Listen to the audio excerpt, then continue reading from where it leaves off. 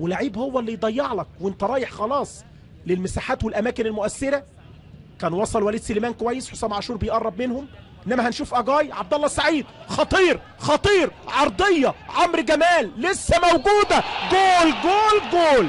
جونيور اجاي الهدف الاول. اجاي منك يا راجل، هي دي اللي مستنيها الاهلاويه. 1-0 مع اول 3 دقايق، هجمه ب3 ارواح، مره يمين مره شمال الملعب. اجاي خلص لك المشكله بهدف تاني ليه في الموسم اللي احنا فيه. انما اللمسه الاولانيه واد عبد الله السعيد فكوا المره دي كويس قوي، عرضيه راحت هناك بعيد خالص، انما يرجعها للحياه مره تاني وليد سليمان اللي عنده 50% من الجون اللي اتعمل دوت.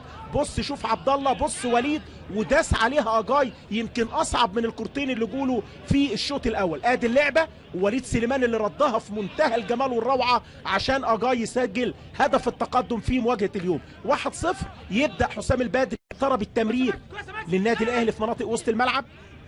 فقد كتير الانتاج الحربي من مقاوماته الهجوميه خطيره. فتحي خطيره، هيعمل ايه؟ يتصرف ازاي؟ العرضيه كريم ندفد مش ممكن، لسه موجوده. يا سلام يا عبد الله يا سعيد، جول جول جول. هو ده عبد الله السعيد بتاع اخر السنه في الامتحانات. بقول لحضراتكم يغيب ويرجع لك بجوان. عبد الله السعيد يعمل جون ويسجل جون في 20 دقيقه لعب من بدايه الشوط الثاني. ثنائيه اهلاويه امام الانتاج الحربي. بص شوف الحكايه من اولها، 3 تمريرات في منتهى الجمال، انما اللي عملها وليد سليمان دي ايه؟ بلسم يا ابني لاحمد فتحي. كريم ندفد رفض الهديه اول مره، انما عبد الله قال لك دي ما ترجعش يا جدعان. الهدف الثاني للنادي الاهلي. 2-0.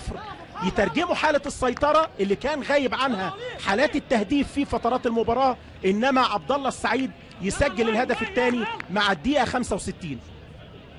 ادي اللعبة وادي التسديد.